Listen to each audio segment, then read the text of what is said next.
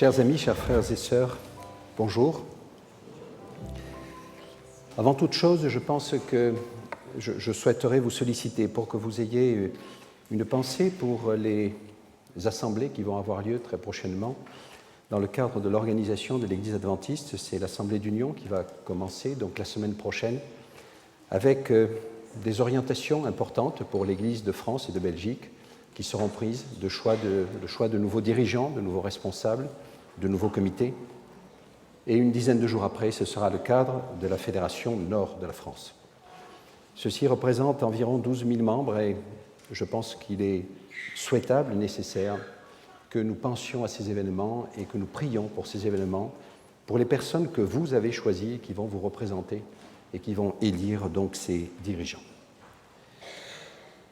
Aujourd'hui, je vais vous parler d'un sujet qui me tient à la fois à cœur et qui va être peut-être un peu difficile. Et je vous prie de m'excuser si, au travers de ce que je vais dire, je vous choque un peu. Mais j'ai le souci suivant.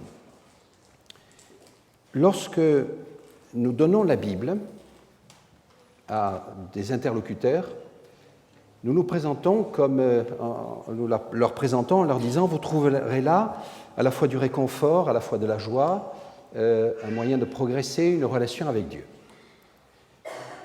Et c'est vrai. Et lorsque nous appliquons notre credo qui vient des protestants, la Bible, toute la Bible et seule la Bible, je ne sais pas si nous mesurons bien ce que nous disons, ou tout au moins les implications que ça peut avoir.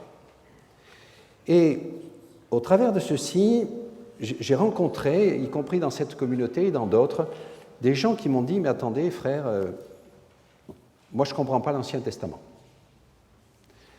Et je vais prendre des exemples, peut-être un des exemples les plus difficiles que nous trouvons dans l'Ancien Testament, nous allons détailler ceci, qui peut être très troublant. J'ai envie de vous dire, si vous voulez dégoûter quelqu'un de la lecture de la Bible, vous lui proposez de lire les Juges de chapitres 19 et 21 et vous ne lui donnez aucune explication. Vous êtes sûr qu'après ça, sa compréhension qu'il aura de Dieu et du Dieu de l'Ancien Testament sera catastrophique. Et donc, il faut que nous ayons le courage d'affronter ces textes, de les voir, et c'est ce que je vous propose de faire. Alors, prenons par exemple l'Ancien Testament et le livre et le texte qui vous a été proposé. Un texte magnifique que je trouve très beau et qui va droit à notre cœur de lecteur du XXIe siècle. C'est dans Osée au chapitre 11, les versets 1 à 6. Et il faut tout lire. Et la première partie, « Quand Israël était jeune, je l'aimais ». C'est beau ça. D'Égypte, j'ai appelé mon fils, donc je l'ai fait sortir d'Égypte. Mais ils se sont éloignés de moi, de ceux qui les appelaient, ils ont sacrifié au Baal. Je vous parlerai de Baal. Et offert de l'encens aux statues. Mais Dieu continue, c'est moi qui ai guidé les pas d'Éphraïm, et en les soutenant par le bras, ils n'ont pas compris que je prenais soin d'eux, je les ai tirés avec des liens humains. C'est magnifique, non ? Ce Dieu qui tire les hommes avec des liens humains, avec des chaînes d'amour. C'est à la fois plein de poésie, c'est très profond. On retrouve un Corinthiens 13 tel qu'il a été lu. J'étais pour eux celui qui relâchait le joug, je leur donnais la liberté, je vous en reparlerai. Je leur ai présenté de quoi manger. Mais là, ils ne retourneront pas en Égypte. C'est l'Assyrien qui sera leur roi et il faut aller jusqu'au bout du texte, et c'est là que ça peut être choquant, et c'est choquant, il faut le reconnaître, parce qu'ils ont refusé de revenir, l'épée fondra sur leur ville, anéantira leurs alentours, elle dévorera à cause des desseins qu'ils ont eus. C'est ça le même Dieu qui a des liens d'amour et qui fait fondre l'épée ? Et c'est un texte biblique, je le lis devant vous. Et je crois qu'il faut s'atteler à cette difficulté. Et face à ça, malheureusement, nous avons ces magnifiques versets que nous aimons lire dans l'Ancien Testament. la première partie jusqu'au verset 4. Mais les versets 5 et 6, ils ne nous plaisent pas. Et pourtant, ils sont là. Et donc, du coup, nous pouvons avoir plusieurs attitudes. La première, c'est de dire, eh bien, finalement, le Dieu de l'Ancien Testament n'est pas le Dieu du Nouveau Testament. Et dites-vous que c'est la position de beaucoup de chrétiens. Finalement, ce Dieu de l'Ancien Testament, où l'on voit de la violence, où l'on voit des crimes, où l'on voit des horreurs, ce n'est pas mon Dieu, ce n'est pas le Dieu que je vois dans le Nouveau Testament. L'autre attitude, c'est de dire, eh bien, je ne prends de l'Ancien Testament que ce qui me va, les 4 premiers versets, d'accord, de Osée. Puis le reste, je l'oublie. Et je fais donc, si vous voulez, une sélection, une inspiration sélective. La première partie est inspirée, la deuxième, finalement, est-ce que ce n'est pas Osée lui-même qui a dit ça, mais c'était finalement pas Dieu. J'ai aussi entendu cette interprétation. Et ce que je vous propose, c'est que nous regardions le texte dans sa totalité et que nous le considérions comme inspiré. Et je rajouterai canonique. Ça va être difficile, mais je vous propose de le faire. Alors j'ai quelques questions pour les enfants. Ça n'a pas été très facile pour moi, au travers de cette analyse, de leur proposer des questions. Mais voilà. Je vais vous montrer quelques exemples à la fois curieux au vu de nos lunettes du XXIe siècle. Je m'explique. Sachez par exemple que les cérémonies du sanctuaire ne sont jamais expliquées dans l'Ancien Testament. Il n'est pas dit le pourquoi. Le seul endroit où on trouve l'explication du fonctionnement du sanctuaire, c'est dans le Nouveau Testament, principalement dans le livre des Hébreux. Pourquoi ? L'esclavage n'est jamais remis en question dans la Bible. Les femmes, dans la Bible, ne sont jamais traitées à égalité avec les hommes. Jamais. Alors maintenant, pour les enfants, qui a dit la chose suivante, qui, entre nous, est quand même assez terrible ? Si quelqu'un devait causer la chute de l'un de ces petits qui mettent leur foi en moi, il serait avantageux pour eux qu'on leur suspende une meule de moulin au cou et qu'on les noie au fond de la mer. Qui c'est qui a dit ça ? Alors, ne répondez pas trop vite. Mais, alors, ça y est, vous avez noté ? C'est Jésus qui a dit ça. C'est curieux, non ? Un autre texte. Expliquez-moi quand même pourquoi Ananias et Saphira, parce qu'ils avaient menti, sont morts devant Pierre. C'est dans le Nouveau Testament. Et qui a dit qu'on livre un tel homme au Satan pour la destruction de la chair, afin que l'esprit soit sauvé au jour du Seigneur ? Et c'est saint Paul qui a dit ça. Et c'est avec ce texte-là qu'on a fait l'Inquisition. Alors, dites-moi, comment s'appelait ce jeune homme plein de bonne volonté ? C'est dans l'Ancien Testament, qui, à côté d'une arche qui était là sur un char, qui a commencé à basculer et qui, d'un réflexe, a tenté qu'elle ne tombe pas. Il s'appelait comment ? Uza, si vous préférez. Et c'est raconté dans la Bible. Vous savez que des enfants ont un jour injurié un homme parce qu'il était chauve. Cet homme, c'était Élisée. Qu'est-il advenu aux 42 enfants ? 2 ours en furie sont sortis de la forêt et les ont déchiquetés. 2 Rois, chapitre 2, versets 23 à 25. Samuel qui tue le roi Agag devant Dieu, alors que cet enfant a écouté et a dit à un moment donné « Parle car ton serviteur écoute ». Ce sont tous ces événements, si vous voulez, qu'il nous faut affronter au niveau de la Bible. Et je terminerai par cette chose-là. David, le roi David, qui prie Dieu pour qu'il anéantisse ses ennemis, pour qu'il les détruise. Et en parallèle, Jésus, Luc chapitre 23, verset 34, qui prie son Père de pardonner à ceux qui sont en train de le crucifier. Alors ce que je vous propose, c'est, au travers de ceci, de vous raconter l'histoire la plus terrible de l'Ancien Testament. Et je crois qu'il faut affronter ça à un moment donné. Et je vais évidemment vous donner derrière ça des clés de lecture. Mais donc, ceci pour vous dire, nous avons le devoir de regarder la Bible en face et de comprendre pourquoi les hommes se sont exprimés comme ça. Et du coup, mon but, vous le comprenez au travers de ceci, c'est de nous montrer que, quelles que soient les circonstances, quelle que soit la dépravation du peuple, Dieu parle. Alors, on ne va pas lire ces 2 chapitres. Je ne lirai que le début et la fin, et je vais vous raconter, je vais vous la résumer. Josué, chapitre 19. Juge, chapitre 19.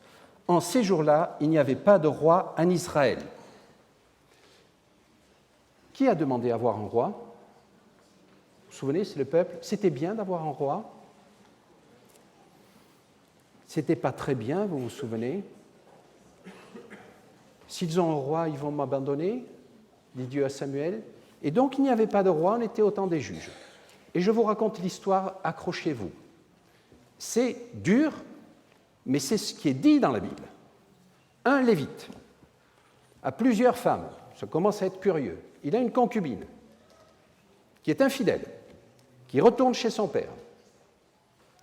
Lui, plein de bonne volonté pour parler à son cœur, c'est dit dans le texte, va chez son beau-père. Il le convainc de revenir avec sa concubine. Là va se passer 2-3 jours. Le père l'invite et l'hospitalité est présente. Cette hospitalité fait que cet homme va rester 3-4 jours chez son beau-père. Il repart avec son serviteur, sa concubine, 2 ânes. Il rentre chez eux. C'est très loin. Il faut qu'ils passent la nuit quelque part. Ils veulent s'arrêter à Jébus, qui va devenir Jérusalem, mais qui est habité à l'époque par des Jébusiens qui ne connaissent pas Dieu. Cet homme, qui est un Lévite, décide d'aller dans une autre ville. Il va à Gibéa. À Gibéa, chez les Benjamites, pas d'hospitalité. Un homme passe, un étranger, un vieillard, va les recueillir chez lui et va les héberger. Pendant la nuit, les Benjamites, les responsables, vont venir, vont vouloir abuser de cet homme. Sodome et Gomorrhe. Finalement, cet homme va leur laisser la concubine. Ils vont abuser d'elle. Elle va mourir. Le lendemain matin, il la trouve morte. Il la prend, il la découpe en morceaux. Il envoie aux 12 tribus. C'est dans le texte, hein? Le peuple se lève comme un seul homme, 400 000 hommes, contre les Benjamites. Ils viennent, ils demandent des excuses. Les Benjamites refusent. Ces hommes demandent à Dieu, que ferons-nous? Et on en va envoyer une tribu. Le sort tombe sur Juda. Juda part au combat, est battu. Ces hommes se remettent en ordre de bataille en se disant, on n'a envoyé qu'une tribu, c'est pas bon. On envoie les 400 000 hommes. Ils demandent à Dieu, est-ce qu'on va au combat? Dieu dit, allez au combat. Ils vont au combat, ils sont battus par les Benjamites. Le peuple pleure. Et finalement, le peuple va voir Dieu en lui disant, est-ce qu'on doit aller au combat ou non contre les Benjamites? La réponse de Dieu est de dire, oui, allez-y et vous allez gagner. Ils y vont. Ils détruisent Gibéa. Ils tuent tout le monde, sauf 600 hommes qui sont partis dans les montagnes. C'est même pas la fin de l'histoire. Ces hommes du peuple, sauf les Benjamites, avaient fait un vœu jamais. Et là, ils constatent qu'il n'y aura plus de Benjamites. Et donc, ils se disent, maintenant, il faut arrêter. On est allé trop loin, on est devenu fous. Et donc, du coup, ils jurent en disant, nous ne donnerons pas nos filles à ces Benjamites, puisqu'on n'a que là 600 hommes. Alors, qu'est-ce qu'ils font? Ils regardent en disant, mais qui est venu au combat? Tiens, il manque la ville de Gilgal. Ah bon, ils n'ont pas été assez courageux pour venir nous aider? Très bien, ils vont à Gilgal, ils tuent tout le monde, sauf les jeunes filles, 400, qu'ils donnent aux Benjamites. Il en manque 200. Alors du coup, ils disent aux Benjamites, vous allez voir, à Silo, il y a une fête là-bas. Vous allez voler des jeunes filles pour vous. Et puis si les pères viennent se plaindre, on leur dira que ce n'est pas de votre propre volonté, vous n'avez pas rompu votre vœu. Et l'affaire se termine. Et au verset 21, la Bible dit « En ces temps-là, il n'y avait pas de roi en Israël. Chacun faisait ce qui lui semblait bon. » Parfois, on se dit « Tiens, c'est dommage qu'ils aient eu un roi. » On a l'impression ici qu'ils auraient mieux fait d'avoir un roi.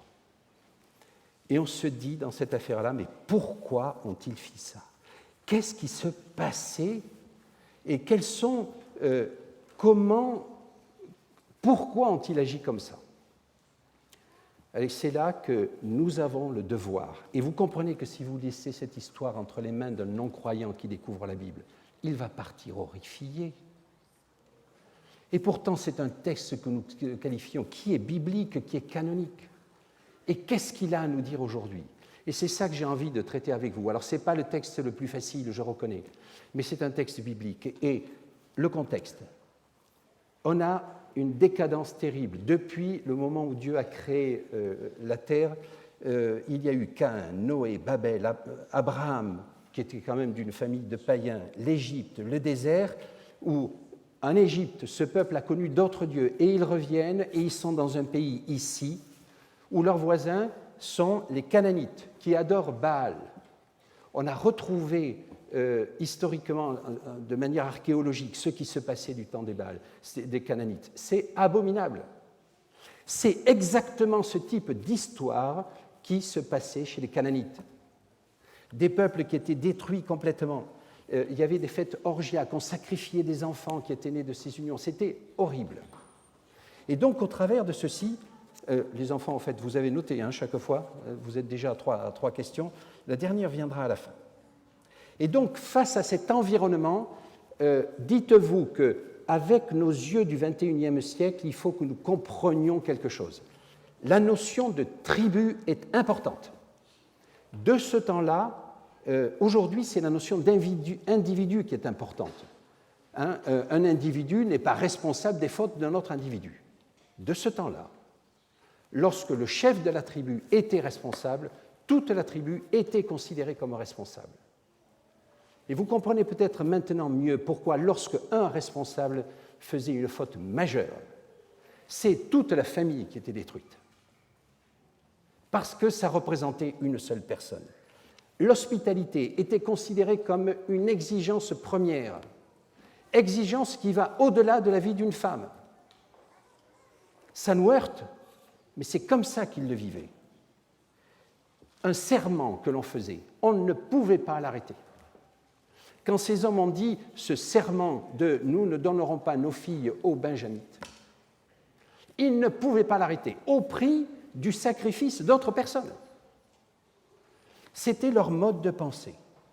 Et du coup, la notion de dévouer par interdit, qui est aussi quelque chose qui nous apparaît tout à fait abominable aujourd'hui, détruire une ville complète, faisait partie de ces pratiques qu'ils avaient trouvées chez les Canaanites aussi.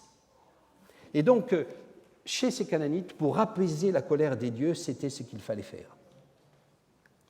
Et donc, vous allez me dire, mais c'était des pratiques barbares quand même. Alors, avant de vous parler du positionnement de Dieu dans cette affaire, j'ai envie de vous dire, les pratiques du XXIe siècle sont-elles moins barbares ? Regardez ce qui vient de se passer, même tout à fait récemment. 2 hommes font exploser une bombe. On a failli rentrer dans un système, si vous voulez, qui était de la justice immédiate. La chasse à l'homme. On parle de chasse à l'homme. Alors aujourd'hui, je crois que ce sont des Tchétchènes. Alors ça y est. La communauté tchétchène, non, ce n'est pas des Tchétchènes, si. La communauté tchétchène est en train d'être mise à l'index par la faute de 2 hommes. La faute d'un rabbin, qui est le grand rabbin de France, fait que c'est toute la communauté, j'ai lu des articles, c'est toute la communauté juive qui aujourd'hui est mise en cause. Donc la notion de famille existe aussi. Allez, on fait un peu de politique. L'affaire Cahuzac rejaillit aujourd'hui sur tout le monde politique. Affaire Cahuzac, réponse tous pourris. C'est pas mieux que la notion de famille de ce temps-là. Hein. Alors, j'ai envie de vous dire, la Shoah, avec ses 5 millions de morts, il y avait une loi pour ça. Et on n'a pas su faire la distinction entre ce qui était légal, tuer les Juifs à l'époque, de ce qui était moral. Vous connaissez la loi martiale? Vous savez ce que c'est?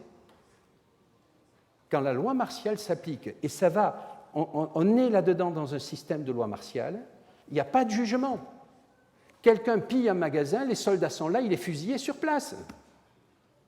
Le droit à la personne, le droit à être défendu ne se fait pas. On est en plein dans ce sujet. Et imaginez maintenant, vous êtes en face d'une foule en colère. Est-ce que les notions de droit, est-ce que les notions de dialogue existent encore, y compris aujourd'hui? Y compris aujourd'hui. Et donc, je m'interroge au travers de ça, et Dieu, au travers, je reviens sur le texte du juge maintenant pour essayer de mieux comprendre l'action de Dieu.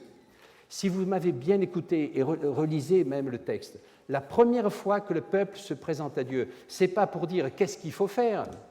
Ils sont en ordre de marche, ils sont en ordre de bataille. Vous avez 400 000 hommes armés qui viennent demander à Dieu est-ce qu'on fait la guerre ou non? Et vous répondez quoi à 400 000 hommes armés avec un désir de vengeance? Et c'est là où on se rend compte que Dieu va prendre les hommes dans leur malheur, dans leur détresse, dans leur déchéance, et va essayer de les amener à un peu plus d'humanité. Et il va les laisser faire. Et la deuxième fois, ils reviennent en armes. Qu'est-ce qu'on fait? Eh bien, allez-y tous. Et vous remarquez que la troisième fois, la question qu'ils viennent poser à Dieu, c'est est-ce qu'il faut ou non faire la guerre?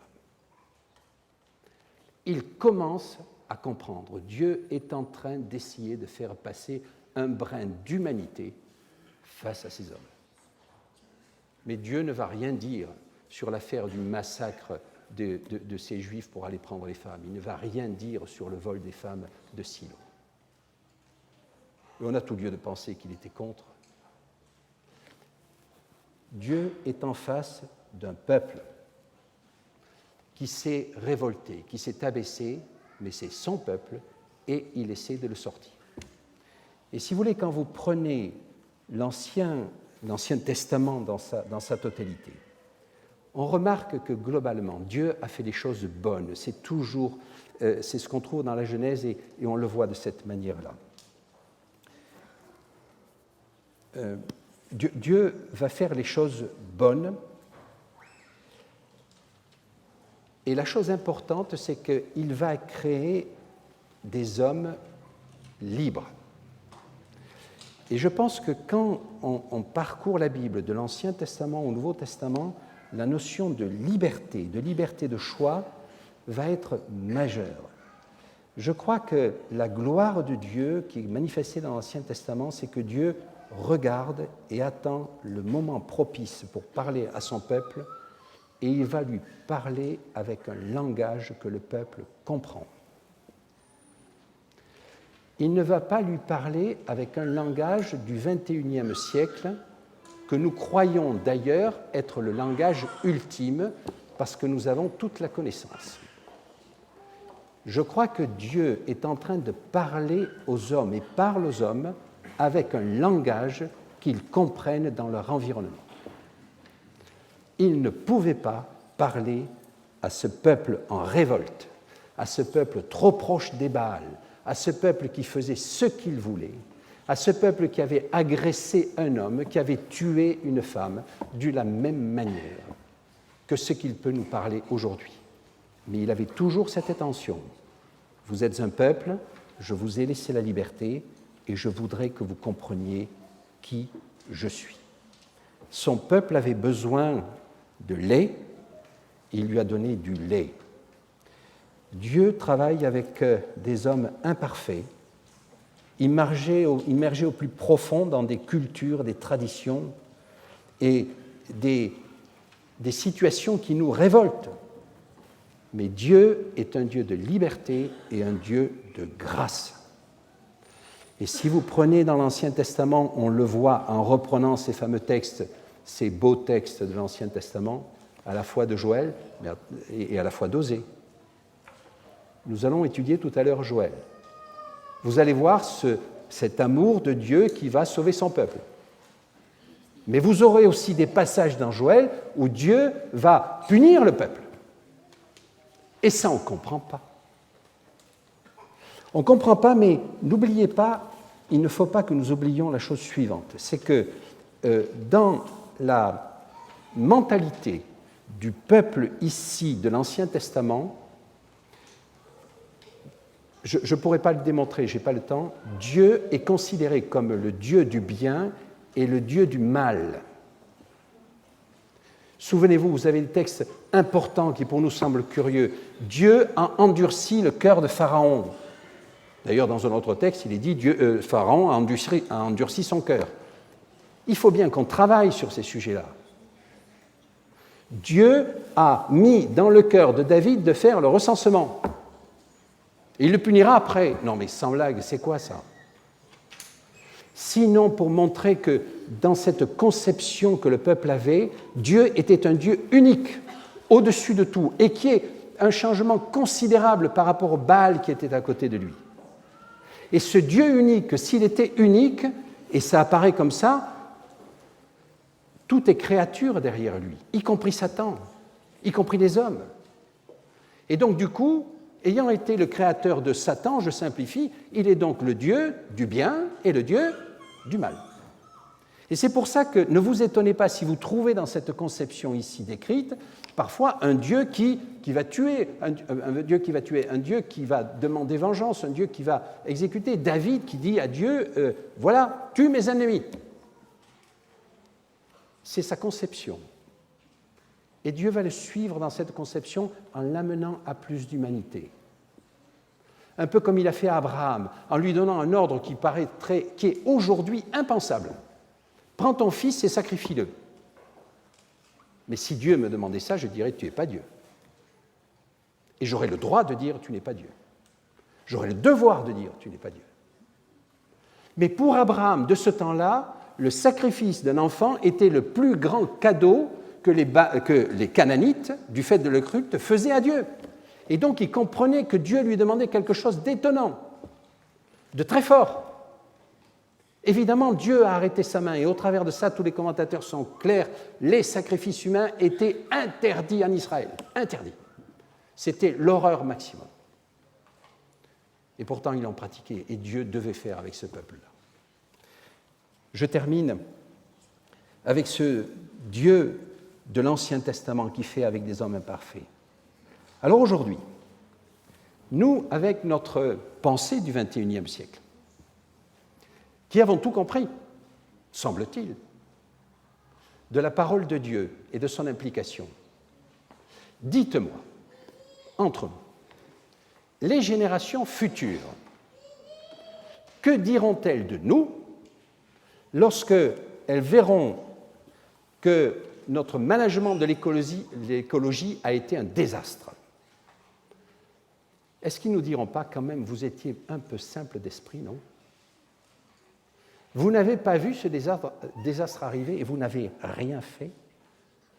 Vous avez laissé croître les inégalités entre les plus riches et les plus pauvres et vous vous étonnez qu'après il y ait des révolutions? Mais vous étiez naïfs ou vous étiez des imbéciles, non? Qu'avez-vous fait?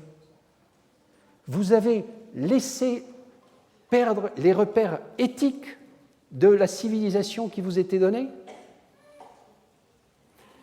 J'ai peur que nos successeurs nous jugent de la même manière que nous jugeons hâtivement les gens de l'Ancien Testament.